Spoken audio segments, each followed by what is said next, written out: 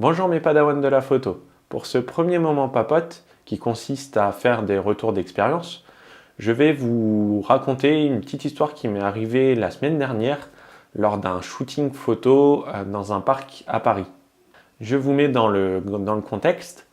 Donc la semaine dernière, c'était le lundi, j'ai essayé de faire un shooting dans le parc de Bercy à Paris. Avec une amie, c'était un shooting avec un costume de viking, donc un shooting à thème. On a choisi le parc de Bercy parce que il est à côté de mon travail et je travaillais ce jour-là, donc je sortais du travail et j'allais directement au shooting. J'avais pour cette séance mon appareil photo, mon pied lumière et mon diffuseur Garifong. J'avais pas un gros objectif vu que c'était un shooting de portrait, donc j'avais mon 18-35 de Sigma. Voilà pour le côté matos, donc rien d'exceptionnel. On s'est posé pour faire le shooting. J'ai installé mon matos. La modèle s'est maquillée, enfin tout ça. On a commencé à faire 3-4 photos.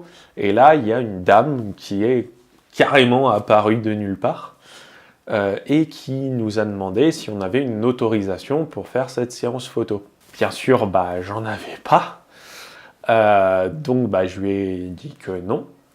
Et elle nous a dit que c'était pas possible de shooter dans le parc de Bercy parce qu'il fallait une autorisation qui était payante, délivrée par la mairie de Paris. Donc on lui a demandé gentiment si c'était aussi pour les amateurs, puisqu'on était tous les deux amateurs, et elle nous a dit que oui.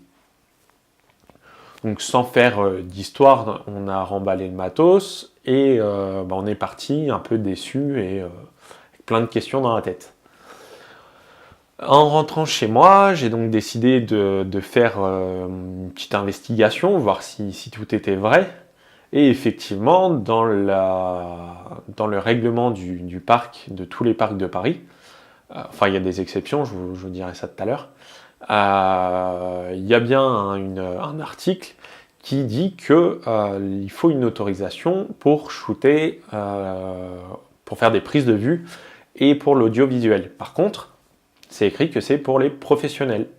La même semaine, j'ai donc de prévu le samedi à la Comic-Con à Paris, au parc de la Villette. J'avais prévu 2 shootings à l'extérieur, donc les modèles venaient spécialement en cosplay pour faire des shootings.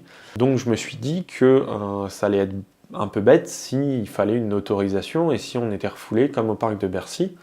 Donc j'ai contacté le parc de la Villette, en leur demandant s'il fallait une autorisation. Et sachant que le parc de la Villette, en fait, il n'est pas géré par la mairie de Paris, c'est un parc privé, créé par quelqu'un, donc il y a des droits d'auteur. Donc oui, il fallait une autorisation. Cependant, on ne pouvait pas shooter partout, parce que le parc de la Villette n'a pas les droits d'auteur pour certains coins du parc. Dans ma tête, c'est un peu le bordel, sachant que je voulais vraiment faire des shootings, et que pour moi, le but n'était pas de prendre les œuvres d'art dans le parc en photo. Il y a des espaces verts, des coins où il n'y a rien. Pour moi, le droit d'auteur ne joue pas, vu qu'il n'y a que du gazon, et c'est tout. Mon contact par mail du parc de la Villette me dit qu'elle peut me délivrer une autorisation à titre gracieux autour du hall. J'étais un peu saoulé, un peu déçu par la tournure des événements. Je lui ai donc dit non, laissez tomber, c'est pas grave, je vais me démerder autrement. Je vais donc le samedi à la Comic-Con, qui se passe terriblement bien. Vous pouvez retrouver d'ailleurs les photos sur ma page. Le soir arrivent les shootings en extérieur. Donc le premier, j'en avais donc 2. Le premier se passe normalement. J'ai essayé de faire en sorte de shooter autour du hall de la Villette, où il n'y a pas d'espace vert et où il n'y a pas de droit d'auteur. Donc tout se passe bien. Par contre, le deuxième, c'est un shooting zombie pour Halloween, le shooting qui se voit de très très très très loin, avec 2 modèles. Et là, il y a une voiture de la sécurité du parc qui s'arrête et qui me pose la question, est-ce que vous êtes amateur ou professionnel? Donc moi, je lui réponds que je suis amateur, puisque c'est le cas. Et bizarrement, le gars me répond, d'accord, merci, au revoir. C'est tout. J'étais un peu surpris, vu qu'on a bien dit qu'il fallait une autorisation pour shooter, donc pour moi, la voiture qui s'arrête et le gars qui me demande si je suis amateur ou professionnel, pour moi c'était un peu la signature de la fin du shooting. Dans ma tête, il allait me dire, bon vous n'avez pas d'autorisation, dégagez.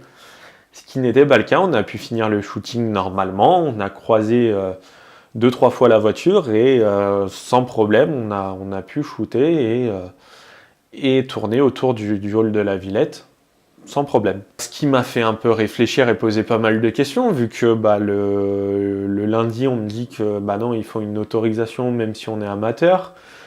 Par mail, on me dit qu'il faut une autorisation parce qu'il y a toute une histoire de droit d'auteur. Et au final, je shoot dans le parc, enfin autour du hall, parce que je voulais pas vraiment non plus aller shooter dans le parc, je voulais pas avoir vraiment de problème.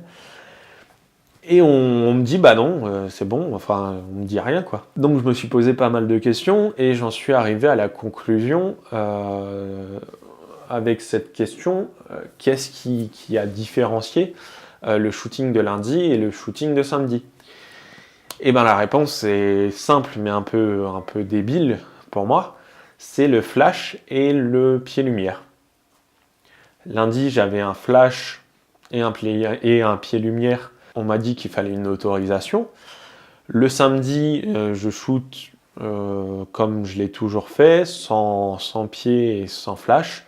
Et on me dit que c'est bon. Donc pour les gens, avoir un flash et un pied-lumière fait de nous des professionnels. Enfin, je vois que ça. Ce qui est complètement débile, puisque pour moi, le fait d'être professionnel, c'est de vivre de la photo. C'est la définition du monde professionnel que j'ai et que je pense qui est bon. Tant qu'on ne gagne pas sa vie avec la photo, on n'est pas professionnel, on est amateur. Même si on fait les plus belles photos du monde, tant qu'on n'a pas notre entreprise et qu'on ne vit pas avec la photo, on est amateur. Et j'en suis arrivé à vouloir potasser les lois et les choses juridiques dans le domaine de la photo.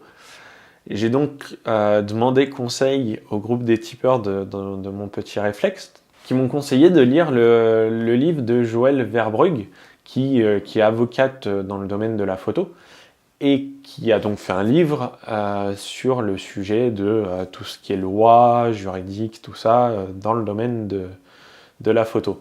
Je vais donc bientôt le commander, je vais le potasser, j'espère vraiment avoir des réponses et apprendre un peu ce côté que pas beaucoup de monde connaît. J'ai essayé de poser des questions dans mon entourage à des gens qui faisaient pas forcément de la photo, mais qui connaissaient un peu les lois. Et personne n'a de réponse, tout le monde était vraiment surpris de cette situation.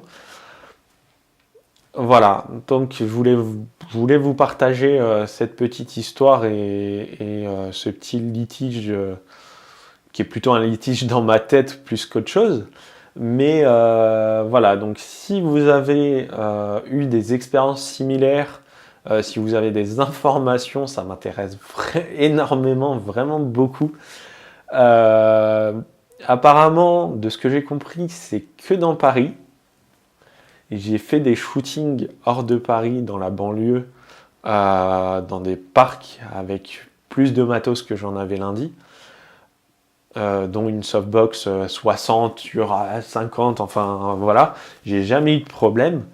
Mais là, apparemment, c'est dans Paris, dans les parcs, c'est interdit, il faut une autorisation pour shooter. Sur le texte, c'est écrit pour les professionnels. En pratique, apparemment, c'est aussi pour les amateurs. J'ai pas vraiment de quoi contrer ça, puisqu'il n'y a pas de de textes de loi, de choses comme ça. Il n'y a que le règlement. Je peux m'appuyer dessus. Je vais d'ailleurs l'imprimer. Donc n'hésitez pas à me laisser un petit commentaire pour les retours d'expérience ou les informations que vous avez. D'ici là, moi je vous dis à bientôt et ciao!